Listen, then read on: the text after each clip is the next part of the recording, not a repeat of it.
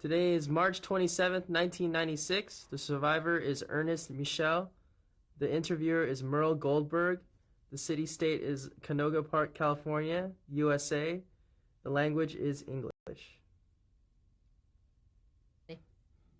My name is Merle Goldberg, and I'm conducting an interview with Ernest Michel in Canoga Park today, March 27th, 1996. Canoga Park, California, United States of America, and we will be conducting the interview in the English language. Okay, to begin with, I have a few questions for you. Okay. Can you tell me your full name as you are called today and spell it for me? Okay. I am Ernest Michel, E-R-N-E-S-T. I use the middle initial G times. Last name is M-I-C-H-E-L. I prefer being called Ernie for short. Which will do. Now, if you could tell me the full name you were given at birth and spell it for me. On my birth certificate, it says Ernst, E-R-N-S-T, no E on it. Günther, G with an umlaut, U, or in English translated would be G-U-E-N-T-H-E-R. And the last name again, pronounced in Europe, Michel, in English, Michel, M-I-C-H-E-L. That didn't change. And while you were growing up, were there any diminutives or names you were called, any sweet names or loving names you were called? No, I might have been called Blackie or at one time or another due to my black hair. I was a beautiful baby. But other than that, really nothing. And can you tell me your full birth date? My birthday is, I was born on the 29th day of March in 1920. So in 2 days, you're going to be 76. Yes, but I don't feel it. You look great. And can you tell me the name of the city and country in which you were born at the time it was, whatever it was? At the time it was called Bramberg in East Prussia, which today is Bydgoszcz, Poland. So if I were to look at a map, where in relationship to Berlin, maybe that's a good way to describe, where would we find Bydgoszcz or Bramberg? It would probably be on the same latitude level, approximately, I'm just guessing at it, maybe 400 or 500 miles east of Berlin, in Poland itself, somewhat north of Posen, which is now on the map is Poznan. It's the largest city in that particular area. But when you were a child, East Prussia was a part of Germany, right? When East Prussia was part of Germany. So why don't you, since we're talking about East Prussia, why don't we go back to 1920? I know that you told me last night that you had some injuries during the war, and so some of your memory is not the way it once was. But perhaps we could start with your childhood, and you could tell me a little bit about your parents and their names and life. Okay. My mother, being born as Betty Nassek in Nakel an der Netze, as it was called then, which is somewhere in the greater vicinity between Poznan and Bydgoszcz, the daughter of a general merchant who had a very large store, and mostly away in ladies' finishing schools. I met my dad, who was Jacob Michel, Jacob, often referred to as Jake. He was the chief, I would call controller or director of the sugar distribution for Germany in the East Prussian area. And one of the places that he had to visit was merchant Mr. Leo Nassek of Nassek's General Store in Nakel, where he met my mother and evidently voodoo, and they got married in 1918. And he was originally born in Poznan, in that particular same area. So they were more or less natives, where they resided in that area until such time as my mother was participating and had to go to the hospital where I was born in Bramberg. That is the basic origin of myself. You want me to follow through on my... I sure would love for you to follow through, but I do have one question regarding your father. Okay. Did he serve in World War I for Germany? Or was he too young? No, he was in part of the German government, probably, being that he was the gentleman in charge of sugar distribution for East Prussia. So he had to be old enough for that particular thing, and well, I would say that the medals that he received at the time, which I still have some of them in a box at home, was unofficial, you know. So he wasn't in the army? Or... Not in the army itself. He was a bureaucrat, if you want to call him that. So I was just curious about that. If you want to continue now. Right.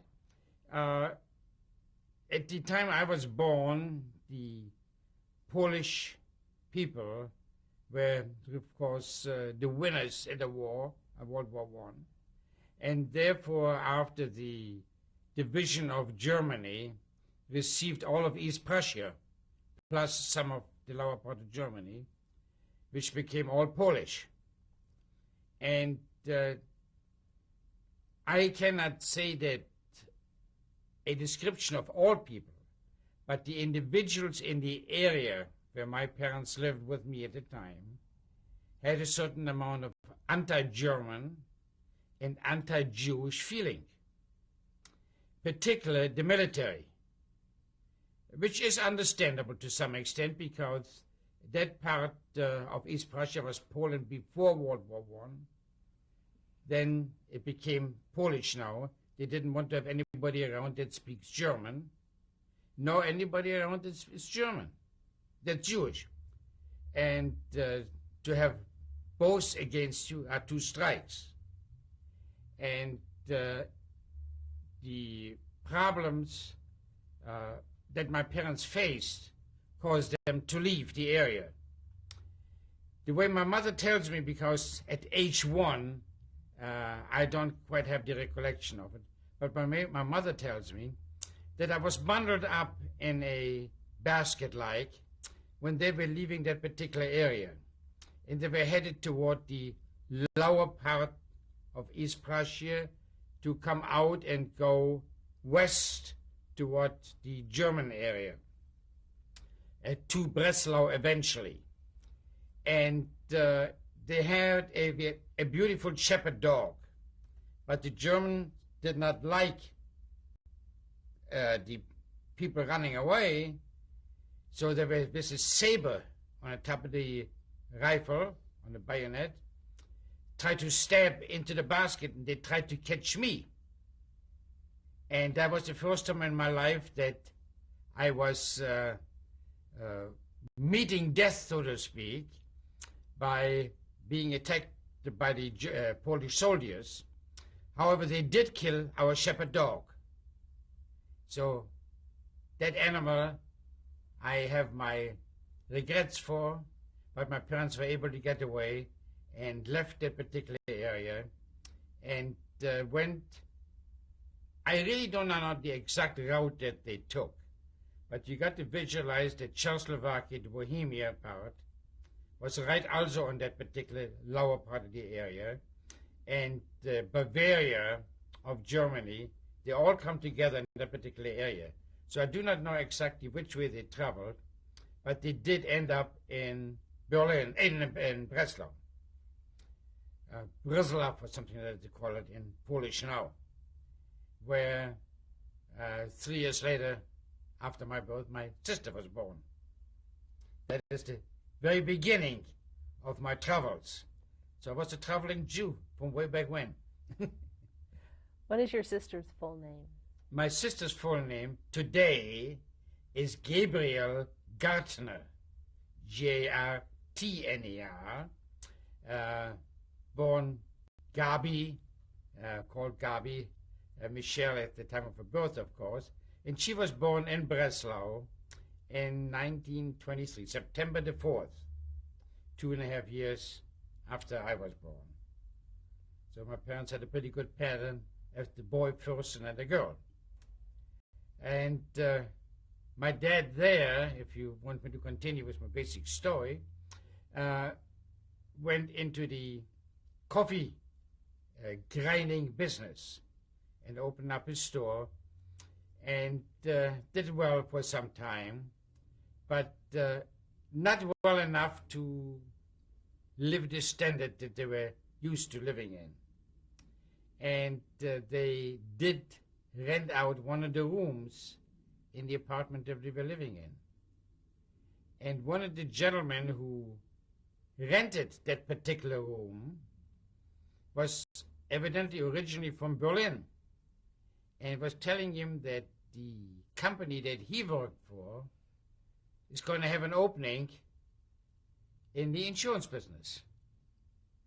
And the way I was told, again, I was at such a young age that I really cannot recall the conversations, but by my mother and dad, that my dad did accept such a position, and eventually they moved to Berlin. Of course, during the days that we lived in Breslau, which evidently must have been a very happy time for my family to some extent, because I remember outings, going to the pools, where in those days the men had a separate swimming area from the ladies. And I don't know whether that had anything to do with religion, but I think it was just the rules of the particular area, these big public pools with the big pools. And I remember an aunt or cousin that were there at the same time, and that we went swimming. I remember the frolicking, I can pronounce it well. Anyway, that we had fun in the pool, and some of the nice events that were there. I believe that my mother might have had a miscarriage prior to my sister's birth. At least I remember a visitation in a hospital. And then when my sister was born, of course, the situation changed, and I was the big brother. And I do not know the exact year that we did move to Berlin, but we did eventually move to Berlin. We lived in one particular address, I don't quite recall, and then we lived lastly in Berlin in the Paulsborner Straße 78. And I remember the young days that we had there of riding in bicycles in the neighborhood, as well, particularly in the courtyard, because the way the houses were built there are in a sort of circular areas, with always a building on facing one street, the next building faces the street around the corner, and so on, like a city block. And in the middle, at that entire development of houses, was a big yard, like, with green area and a playing area. And I do remember bicycling quite a bit and breaking a bone, of course, at my early age, and skinning my knees. But that is part of growing up, which we enjoyed. The school that I went to, I think it was the Armthalerstraße school. As we grew up, I do remember always trying to sit to the front. Evidently, I did have problem with my eyes. And not realizing it, I always tried to go to the front of the room. And so I could see better. And I was a very handsome boy. I mean, even so, without trying to brag, and I don't know whatever happened to me, but I had a beautiful, full head of hair and long eyelashes, and was a very handsome young man, and stood out in pictures when I was in front. I do remember that during the days in school, we had one particular teacher, which I do not remember the name, but he was a typical Germanic type of person, the Aryan profile, were on the heavy side, and he didn't like me. And one of the other Jewish boys in class, he didn't like me. But I do remember very well that whenever the occasion arose that I was singled out, either due to knowing the answer, because I was, I'd say, a little bit above average in my capacity of learning. I was very lazy, but I was very capable. And he didn't like me. He punished me by putting a wet towel around my neck and hanging me up in the closet. They had a regular closet in that classroom, and they took me, put the towel around my neck, and dragged me in the closet, and I was hanging on the hook, with just on my tiptoes. And I complained to my parents about it, and they did go in and complain to the principal at that particular school, and they reduced it, but nothing that I can put my finger on of anti-Jewish in any way. Just that he picked me out, possibly due to my ability, and that I was Jewish. That's what I felt. The synagogue that we attended during those days was a relatively liberal, which we might call today conservative, leading toward reform type of congregation, the Achimsthaler Straße Shul. And we're talking, I think, I'm sorry, I lost my train of thought. I apologize. Okay. Let's see, where were we? So much has happened. School. You were talking about Joachim Thaler School. That's what the temple that we went to. Yes, you said that your family was liberal, what we would say liberal reform. That's right. Okay. At that particular time. Yet I was always interested in Judaism and history. From my early days, I liked history, and I read a lot. In fact, I was one of these kids that reads under the blanket with the flashlight, because I always was heavy in reading, and particularly in history and about the Jewish people, even as a little one, before I even had any particular education. But I remember very well that when we went to temple, and my dad always showed him, put the tallis around me while the Kohanim were doing the blessings, of how I felt like that old black magic going up and down my spine.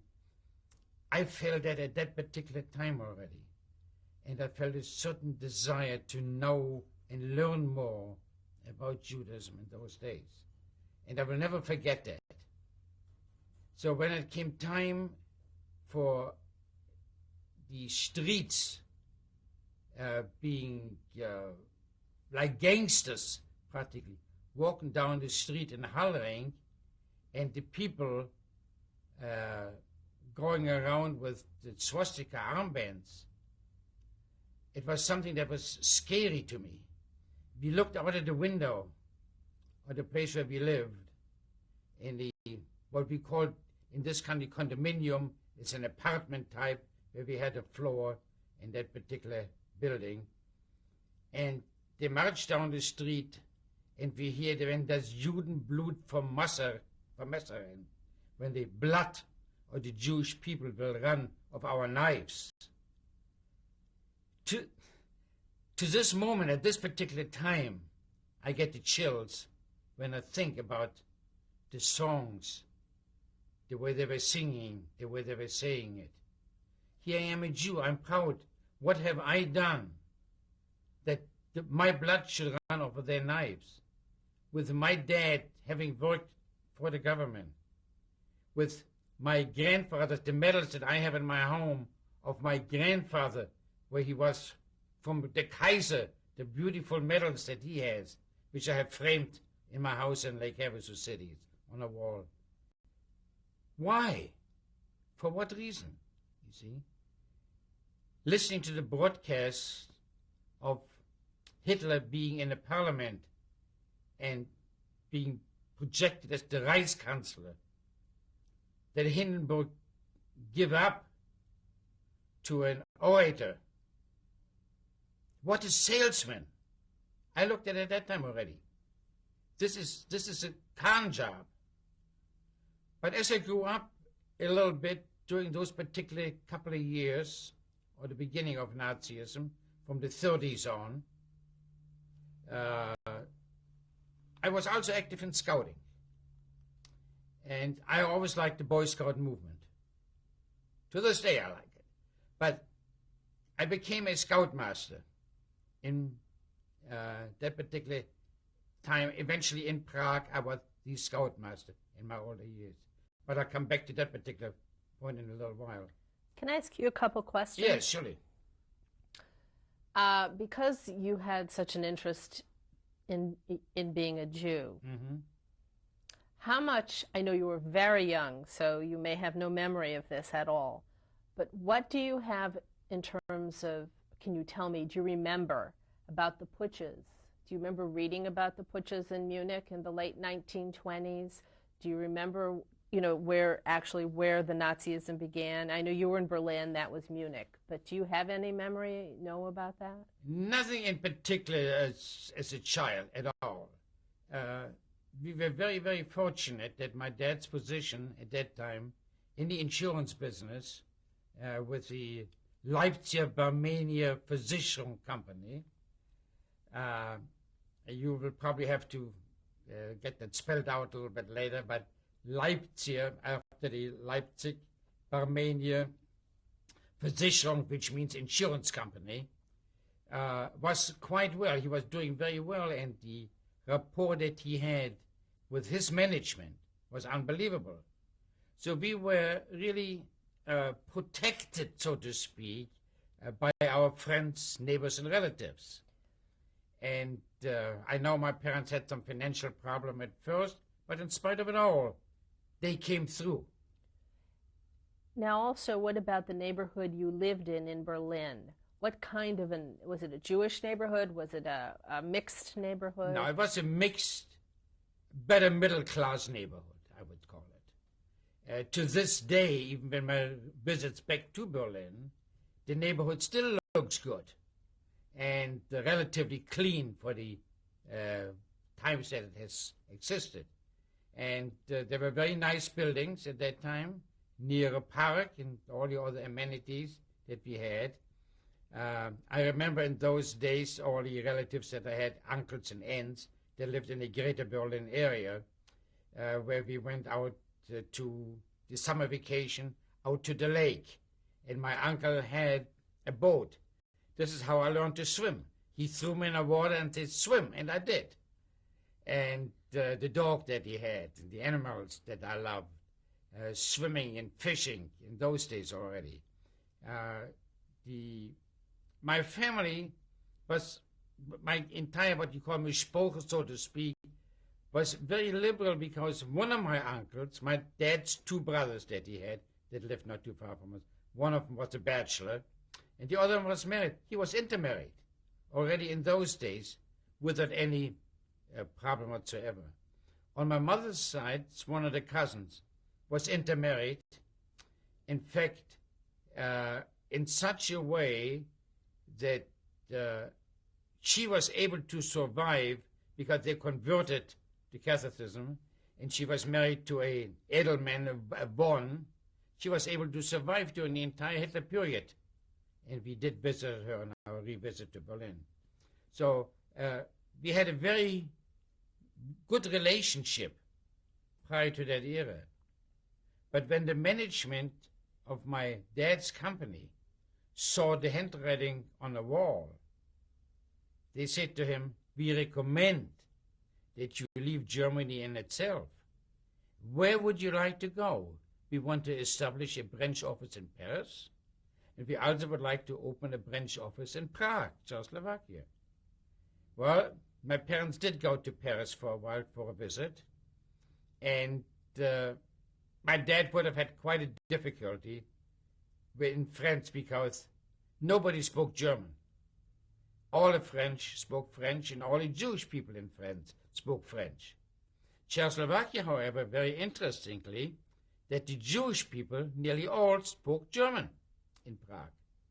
So that was a lot easier for him to come and manage it there. I do remember the many vacations that my parents took during all these early years, including to Austria, Italy, and so on. I remember sleeping at one time even in a train in a basket like overhead, like a net that is over the seats with Jackie Cooper in the same room that we were in at that time as children. Just a vague, fleeting memory like that I had. I also remember that I was a maverick then as I am now. Always had to do things a little bit different. Like one evening, my parents went out to the theater, and my parents were in a way always well for education. They believed in education. And they were all dressed up in their tuxedos and evening gowns to go to a theater. And I had a babysitter. Well, I had to have things a little bit different. So I took my rocking horse, put the chair on top of the rocking horse, a chair in front of the rocking horse. I wanted to sit up on the top chair, and the babysitter had to sit on the bottom to balance the whole thing, see? Which was ridiculous for the babysitter to even allow it for me, but she did. So I sit in the top chair, and I never forget that, because I have a scar to prove it, that as my parents called her, she got up, and I went back onto one of the radiators there. So my parents did not go to the opera that night. So these are just the experiences of youth. Can I sort of take you back, though, a little bit to, as a young boy while you were going to school, Mm-hmm. were you in a Jewish school? Were you in a secular school? How did you go to school in terms of, because by the time you were going to school, Nazism was on the rise. That was a public school. And again, I wished I had some of the pictures that my sister has, and some of the pictures I even have at home of my school, where the majority of the Aryan-looking young men were all around us, and another Jewish boy sitting in the back, and I was right on the front row. That was my class, my school class. It was a general public school, no special privileges. As I mentioned earlier, the teacher also did not give me the privileges. I think I lost a lot of my recollections during World War II. And while I was hospitalized then, and it is difficult for me to bring some of them back. Thanks to my sister's pictures and her words, I was able to reestablish some of these thoughts again. But if we could talk a little bit, these photographs you were just mentioning, were the boys in Hitler Youth outfits, or were they later? Not the ones in school. The ones in school, not until just toward the very end. A couple of the boys had swastikas on their arms. But you got to remember that by the time we left Germany in 1938, I was just a mere 8 years old. Wait, I thought you left Czechoslovakia. And beg your pardon, 1930. I got the date now. 1933. 33, 1934. We left, right. In 1934, when we left, I was still a little guy, you see. And the class that I was in was still a kindergarten type of class, to compare it with the American learnings. And we're going to stop here and change the tape.